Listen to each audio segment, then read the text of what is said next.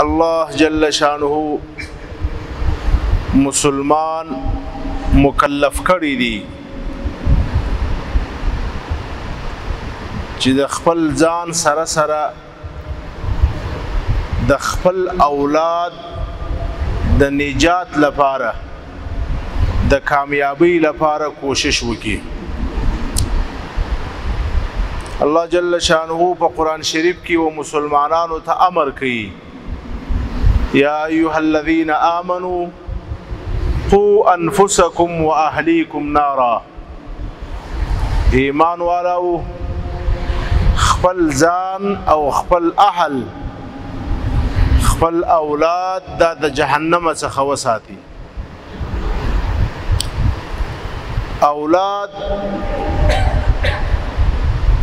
دا د انسان د پاره یو میوه‌دار درخت ده. دغه درخت په سایه کې به چې کله مسلمان بیا ضعیف سي بوډا سي دغه درخت په سایه کې به بیا مسلمان گزاره کوي. اولاد یک درخت است. وقتی که مسلمان ضعیف و بوډا شوه بعض مسلمان میوه این درخت را میخوره. در حدیث شریف آمده نبی اکرم صلی الله علیه وسلم اعلان میکنه اذا مات الانسان انقطع عمله الا من ثلاث. وقتی که مسلمان وفات میشه عمل نامه مسلمان دفتر مسلمان بند میشه، زیرا که بعد از وفات نه نماز انسان میتوانه نه روزه میتوانه نه دیگر کاری خیر. کاته ما و شما بعد از وفات بند میشه مگر سه ایتر اعمال است که بعد از وفات هم سلسله ثواب به انسان میرسه. صدقه جاریه، کدام کس که در زندگی خود ایتر یک کار خیر بکنه، یک صدقه جاریه، ایتر صدقه که بعد از وفات او هم جاری باشه. مثل که یک کسی مسجد را جور کرده این صدقه جاریه است. الو کس در قبر است ما و شما اینجا سجده میکنیم نماز میخوانیم ثوابی به او میرسه. یک کس راه جور کرد، یک کس اسپتال جور کرد، یک کس پل جور کرد، دیگر کاری خیر کرد. دوام او علم ينتفع به. اگر یک کس بعد از خود از رفتن خود علم دین را به شکل کتاب یا به شکل شاگرد بمعنی مثل که ما و شما بسیار علما داریم که قبل از 100 و 200 و 1000 سال قبل وفات شده ولی کتابه های اونها در میان ما و شماست. هدایه شریف کدام عالم جور کرده، قبری او کجاست، کدام وقت او وفات شد ولی هدایه شریف در میان ما و شماست. بخاری شریف، مسلم شریف، کنز الدقائق، دیگر کتابه های دین علی صدقه جاریه است. اونها در قبر است ولی از کتابه های اونها از علم اونها مردم استفاده میکنه به اونها ثواب میرسه. صوم او ولد صالح یدعو له. اگر یک کس از دنیا بره و در پشت خود یک اولاد صالح را بمانه اتر صالح اولاد که برای پدر خود دعا میکنه. بعد از وفات پدر هم سلسله ثواب و نیکی به پدر جاری باشه. در یک حدیث شریف میں که هر روز به مسلمان در قبر او منزل جنتی او و منزل جهنمی او به او نشان میته. ملائک اگر جنتی بود نشان میته که منزل شما از جنت است، اگر خدا نخواسته جهنمی بود به او نشان میته که منزل شما از جهنم است، خانه شما. یک روز به مسلمان نشان میته که خانه شماست و مسلمان از فرشته از ملائک سوال میکنه که ما خود دیروز خانه خود را دیدیم، خانه ما خود 5 منزل بود، قصر ما در جنت 5 بود، ولی امروز خود قصر ما 6 شد، یا یک منزل زیاد شد، 6 منزل شد. ای از کدام جا آمد؟ ما خود کدام نیکی نکردیم، ما خود در قبر هستیم. ملائکه علیهم السلام به او جواب میته که بچه شما برای شما دعا کرد، الله تعالی به سبب دعای اولاد شما به شما منزل داد. لہذا اولاد یک صدقه جاریه است، اولاد یک درخت سایه‌دار و میوه‌دار است و اولاد مستقبل ما و شماست، اولاد آینده ما و شماست. فقط آینده ما و شما نیست بلکه آینده تمام وطن است. فقط آینده وطن نیست بلکه آینده تمام عالم اسلام است. لہذا دین مقدس اسلام مسلمان را مکلف میکنه که باید مسلمان در تربیت اولاد خود غلطی نکنه. باید مسلمان تربیت اولاد خود به طریقه اعلا، به طریقه صحیحه بکنه. و اولین مدرسه برای تربیت اولاد خانه است. اگر در خانه پدر و مادر به تربیت اولاد خود متوجه شوه، بعضو اولاد برای خانه هم و برای تمام ملک و وطن با نفع و خیر تمام میشه. ولی اگر والد پدر و مادر در تربیت اولاد خود بے فکر شوه و اولاد بے تربیت کلان شوه، بعضو اولاد برای پدر و مادر هم درد سر جور میشه و برای تمام قوم و معاشره هم درد سر جور میشه.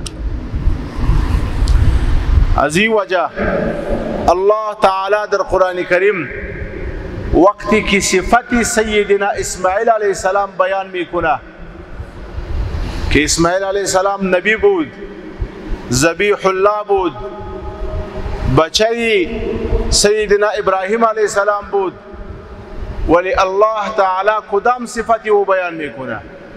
الله تعالی صفتی بیان میکنه وکان یأمر اهله بالصلاة والزکاة، که سیدنا اسماعیل علیه السلام در تربیت اولاد بسیار فکرمند بود و هر وقت اولاد خود را به نماز و به زکات و به دین امر میکنه.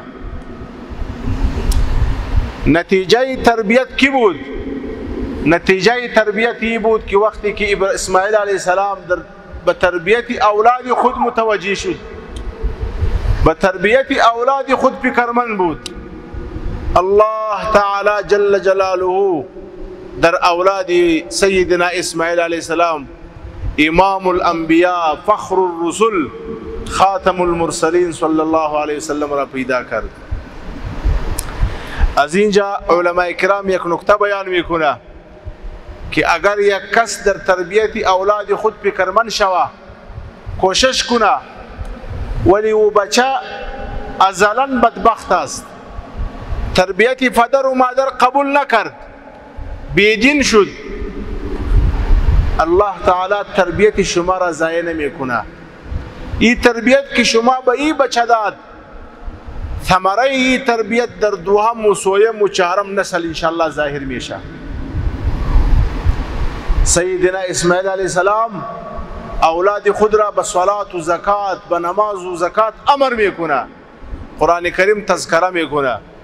الله تعالی ثمره ای در مکه مکرمه ظاهر کرد، در اولاد سیدنا اسماعیل علیه السلام امام المرسلین رحمت للعالمین فخر الرسل خاتم الانبیاء صلی الله علیه وسلم پیدا کرد. سیدنا لقمان علیه السلام با اولاد خود نصیحت میکنه، با بچه خود وصیت میکنه، تربیت اولاد میکنه. به الله تعالی کاری او اتر خوش آمد، کاری او اتر به الله تعالی محبوب آمد که الله تعالی به نام حضرت لقمان در قرآن کریم یک سورت نامدار کرد. در قرآن کریم یک سورت است به نام سورت اللقمان. کدام تربیت که سیدنا لقمان علیه السلام به کدام انداز تربیت اولاد خود کرد، الله تعالی او نصائح سیدنا لقمان که به بچه خود کدام نصائح کرده او الله تعالی نقل کرده.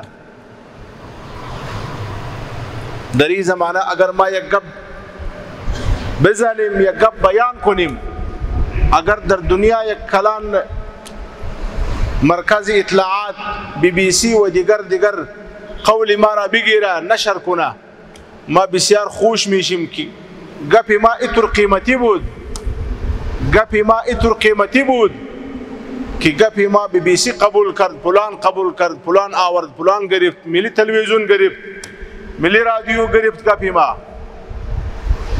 حضرت لقمان علیه السلام تربیه اولاد خود میکنه و تربیت به الله تعالی اتر محبوب شد که گپ او قرآن کریم گرفت.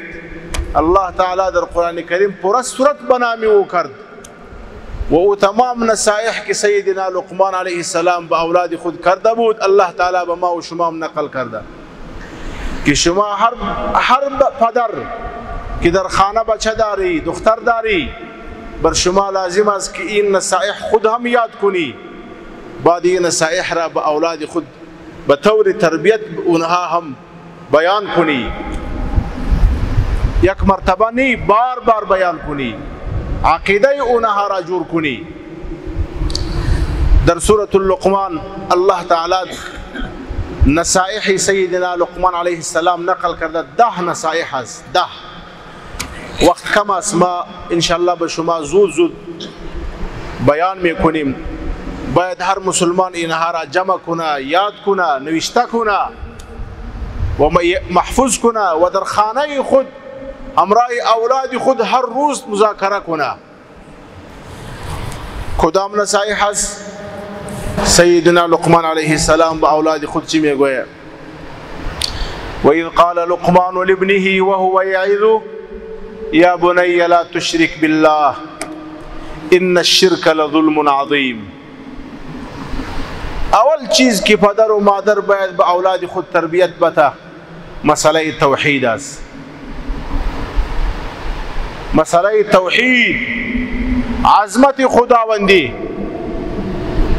به اولاد خود اتر زیاد بیان کنی، به اولاد خود یقین بیتی که تمام مشکلات ما از دروازه الله تعالی حل میشه،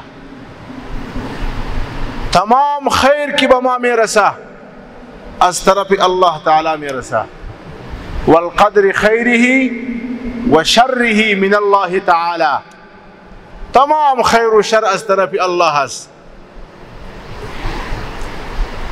بسیار مهم است که ما و شما به اولاد خود عظمت خداوندی بیان کنیم.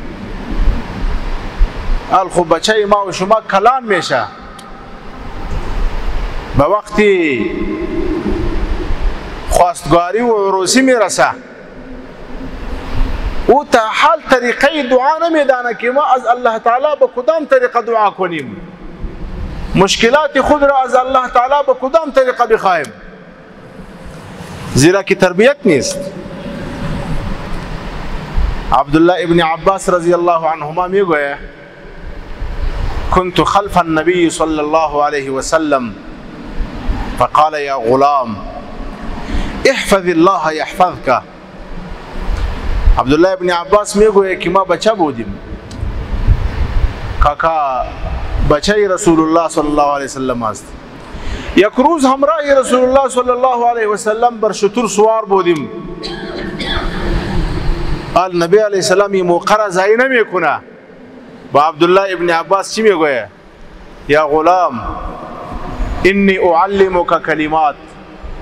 بچه ما به شما یک تربیت میتیم، یک کمی کلمات به شما بیان میکنیم، شما و کلمات را یاد کنی.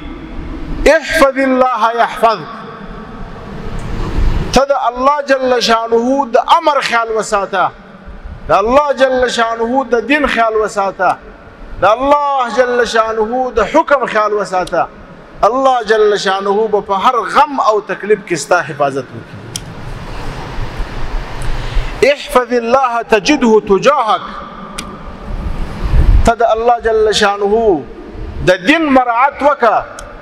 الله جل شانه په هر ځای کې خپل مخ ته پیدا کړي، په هر غم او تکلیف کې الله جل شانه ستا سره حاضر وي.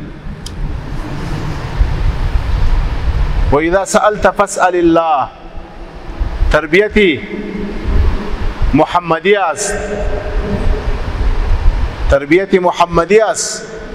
محمد صلی الله علیه وسلم به بچه کاکای خود تربیت میته. و اذا سألت فاسأل الله. ای عبدالله هر وقت که شما یک کدام ضرورت داری سوال میکنی، فاسأل الله، دست خود را به طرف الله بالا کنی، از الله تعالی بخواهی یا الله یہ ضرورت داریم، یہ چیز بیتی به ما. و اذا استعنت فاستعن بالله. از هر دشمن کی تنگ شدی، در هر میدان که به شما ضرورت تعاون بود، به دیگر طرف نروی. و اذا استعنت فاستعن بالله. فقط و فقط از الله تعالی تعاون بخواهی. زیرا که ما و شما در نماز میگوییم ایاک نعبد و ایاک نستعین. یا الله ما فقط و فقط از شما تعاون میخواهیم. وقتی که فقط تعاون از الله میخواهی، باز چرا به بچه خود تربیت نمیتی؟ بگوی او را و اذا استعنت فاستعن بالله. اگر کدام ضرورت بود به دیگر دروازه نروی، ضرورت نیست استاد شوی 2 رکعت نماز بخوانی، دست خود را بالا کنی، الله ضرورت داریم. واعلم ان الامه لو اجتمعت على ان ينفعوك بشيء لم ينفعوك الا بشيء قد كتبه الله لك.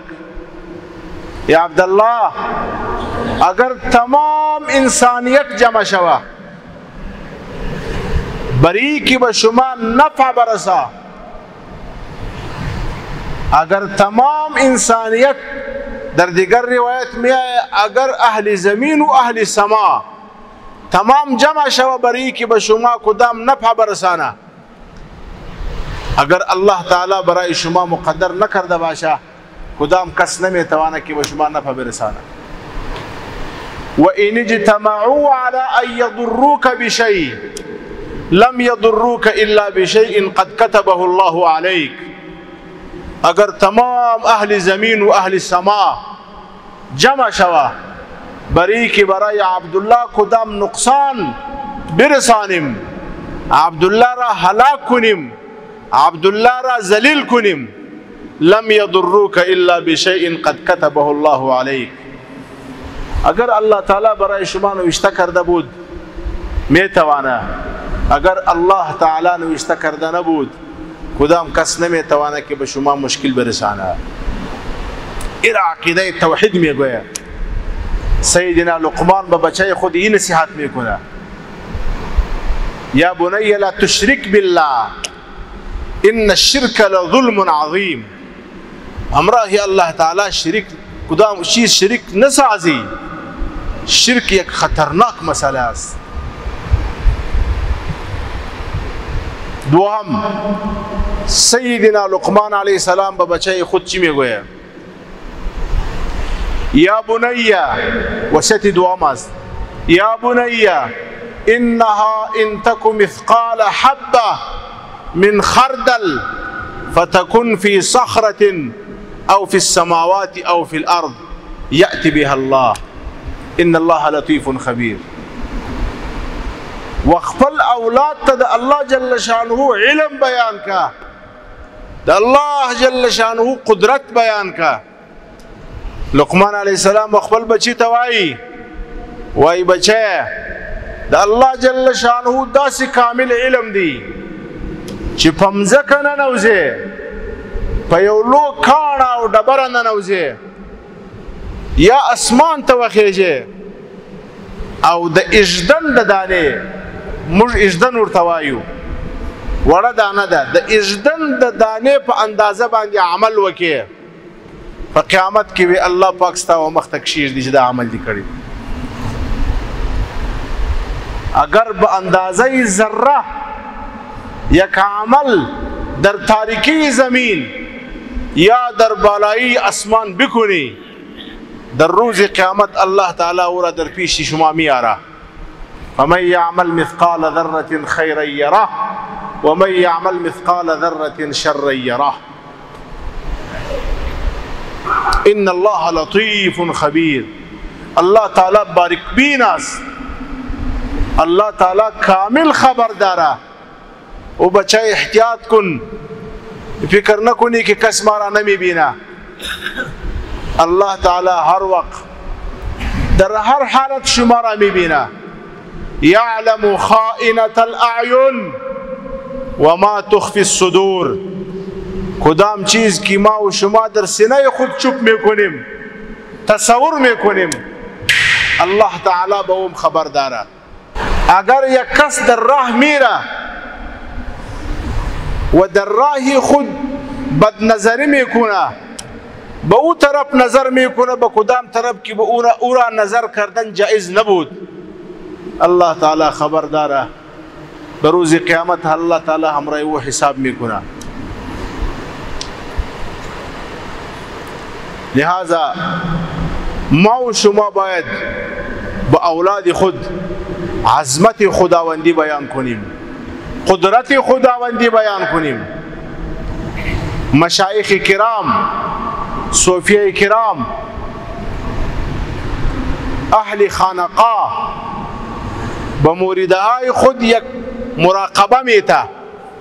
وقتی که مرید وظایف را پورا میکنه، لطائف را پورا میکنه، باز در انتها او را یک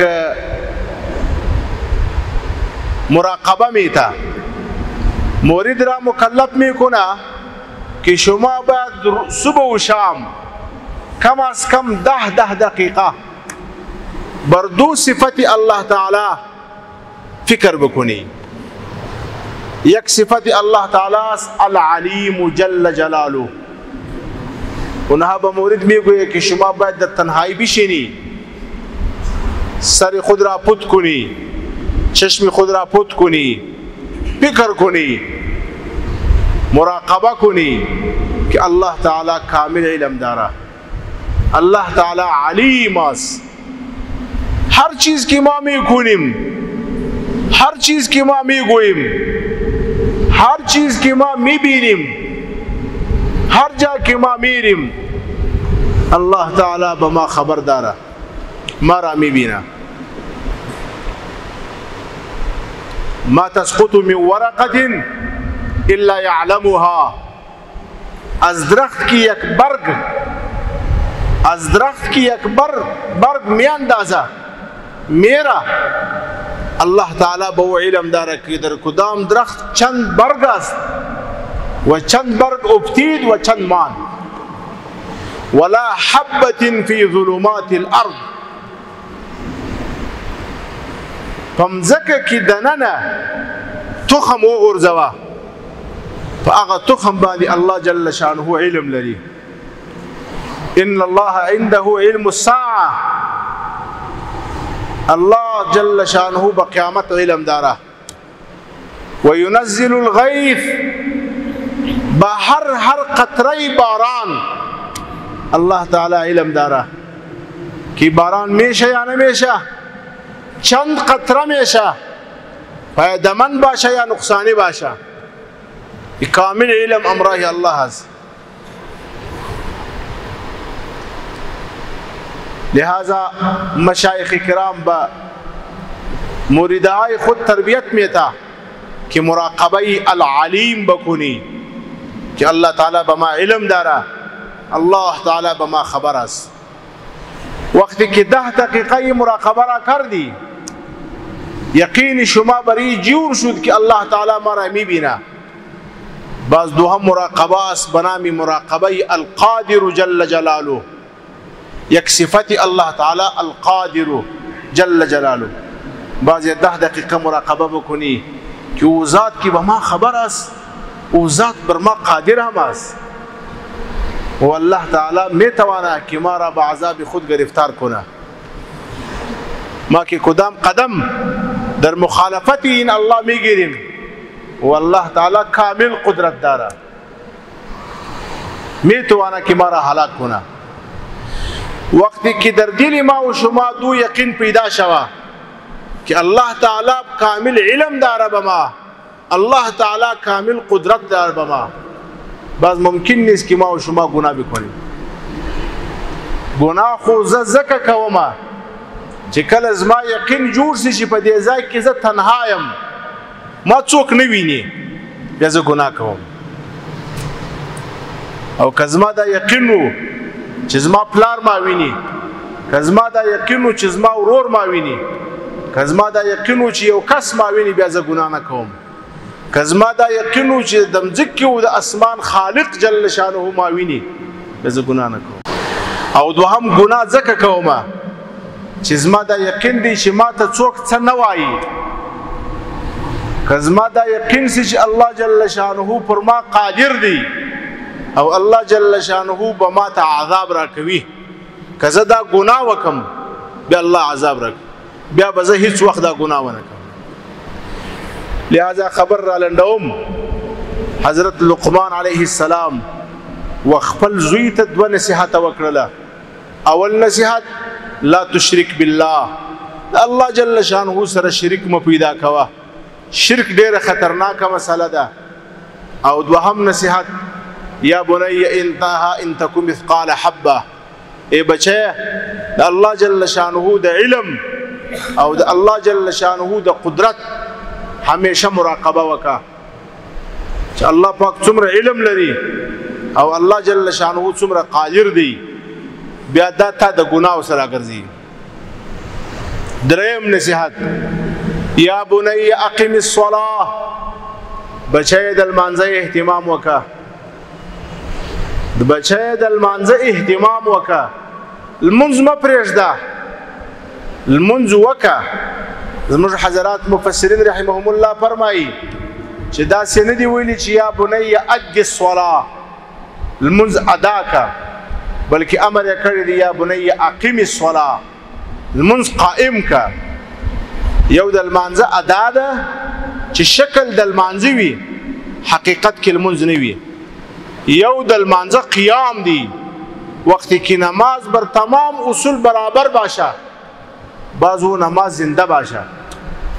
یک شکلی شیر است، اونجا نوشته کنی شیر، شکل شیر نوشته کنی، یک حقیقت شیر است. تصویر و عکس شیر که است او اهمیت نداره، اهمیت شیر زنده داره. یک شکلی نماز است، یک حقیقتی نماز است. اگر نماز حقیقتا ما و شما کردیم بس اعلان قرآن است ان الصلاة تنهى عن الفحشاء والمنکر. اگر شما نماز قائم کنی و شما را از گناه منع میکنه. نماز خود یک عسکر است، یک پلیس است ما و شما را از گناه منع میکنه. نماز خود یک پیر است، یک مرشد است، تربیت ما و شما میکنه.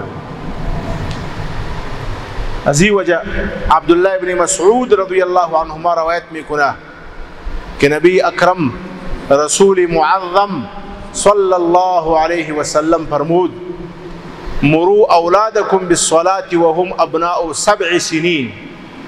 وقتی که بچه شما به 7 سال برسه او را به نماز امر کن. وقتی که بچه 7 ساله شوه او را به نماز امر کن، او را بر نماز استاد کن. واضربوهم علیها، حدیث ابی داود است، واضربوهم علیها وهم ابناء 10 سنین. اگر بچه به 10 سال رسید، 10 ساله شد، باز اگر بچه نماز نمیخوانه، با پدر و مادر امر است که بچه خود را بزنی بر نماز، تربیت بکنی.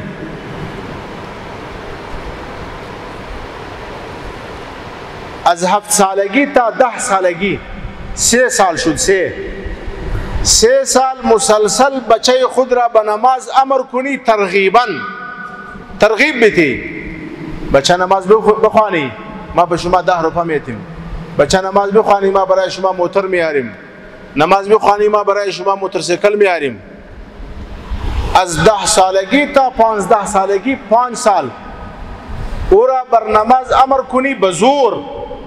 اگر نماز قضا میکنه یا در نماز کمزوری میکنه او را بزنی، امر است از نبی علیه السلام: واضربوهم علیها، او را بزنی.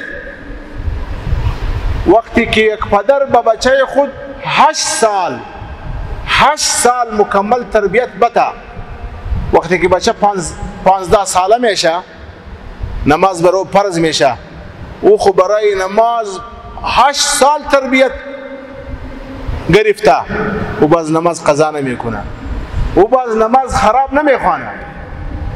ولی اگر ما و شما بچه خود را از خواب استاد نمیکنیم، از خواب بیدار نمیکنیم که نی خواب او خراب میشه، مانده است، الا کنی نماز بعد میخوانه. باز وقتی که نماز برای فرض میشه باز نماز را قضا میکنه. بعضی نماز جاندار نیست، بعضی نماز بیجان است. سوم امر در حدیث عبدالله ابن مسعود است: وفرقوا بینهم فی المضاجع. نبی علیه السلام امر کرده که وقتی که بچه دختر و بچه به 7 سال میرسه، 7 سال، در میان برادر و خواهر بستر جدا کن، بستر اونها جدا کن، زیرا که زمانه شعور است. باید از این زمانه اونها تربیت اونها شوه. بعض محدثین تشریح میکنه که اونها را باید پدر و مادر از اتاق خود باید بیرون کنه، تاکه او بچه و دختر حالات ازدواجی پدر و مادر را نبینه، تربیتی او خراب نشوه. لہذا سیدنا لقمان علیه السلام به بچه خود میگوی: یا بنی اقیم الصلاة، بچه نماز بخوانی، نماز قایم کنی. 3 اوامر ما و شما خواندیم. اول امر بود که شرک نکنی، دوم امر بود که الله تعالی قادر و علیم است، باید مراقبه بکنی، به این عقیده جور کنی که الله تعالی ما را میبینه و هر کار که ما میکنیم الله تعالی همراه ما حساب میکنه. و سوم امری شد که بچه نماز بخوانی. انشاءالله 7 باقی مانده اگر زندگی بود در جمعه آینده انشاءالله بیان میکنیم. اقول قولی هذا واستغفر الله لي ولكم ولسائر المسلمين.